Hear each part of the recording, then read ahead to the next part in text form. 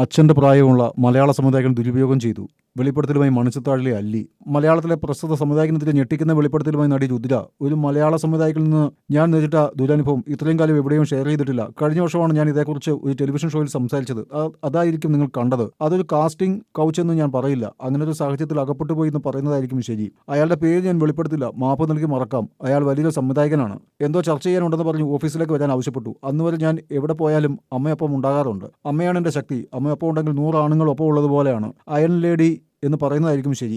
അന്ന് അമ്മയ്ക്ക് സുഖമില്ലാത്തതിനാൽ കൂടെ വന്നില്ല. കോസ്റ്റ്യൂം ഇട്ട് നോക്കാനും മറ്റുമാണ് സംവിധായകൻ എന്നെ ഓഫീസിലേക്ക് വിളിപ്പിച്ചത്. ഞാൻ അമ്മയോട് പറഞ്ഞു, എനിക്ക് നല്ല സുഖമില്ല, നീ ഹെയർ ഡ്രസ്സറായിരുന്ന സ്ത്രീയും കൂട്ടി പോകുമെന്ന്. ആ സംവിധായകൻ്റെ ഓഫീസും വീടും ഒരുമിച്ചായിരുന്നു. ഓഫീസിൽ ഇന്ന് ചർച്ച ചെയ്യാമെന്നാണ് ഞാൻ വിചാരിച്ചത്.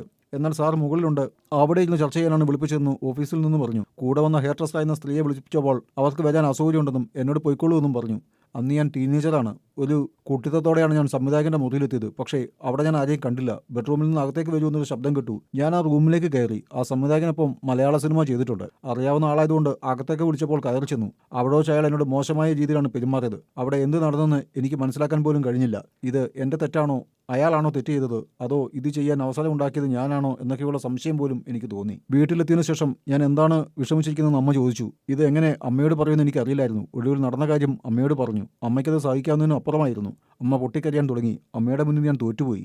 ഞാനാണ് ഇതിനെല്ലാം കാരണമെന്ന തോന്നലിൽ മരിക്കാൻ തീരുമാനിച്ചു. അന്ന് രാത്രി ഞാൻ ഉറക്ക ഗുളികകൾ കഴിച്ചു.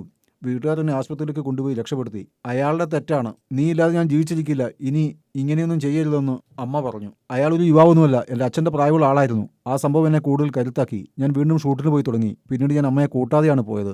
കാരണം എല്ലാം നേരിടാൻ ഞാൻ മതി. അശ്വിനിയുടെ വാക്കുകൾ. അശ്വിനി നമ്പ്യാർ എന്നാണ് രുദ്രയുടെ യഥാർത്ഥ പേര്. വിവാഹശേഷം സിംഗപ്പൂരിലായിരുന്നു. അവിടെ ഒരു കോളേജിൽ 17 വർഷം അധ്യാപികയായി ജോലി ചെയ്ത രുദ്ര ഇപ്പോൾ ചെന്നൈയിലാണ്. മകൾ കോളേജ് വിദ്യാർത്ഥിനി.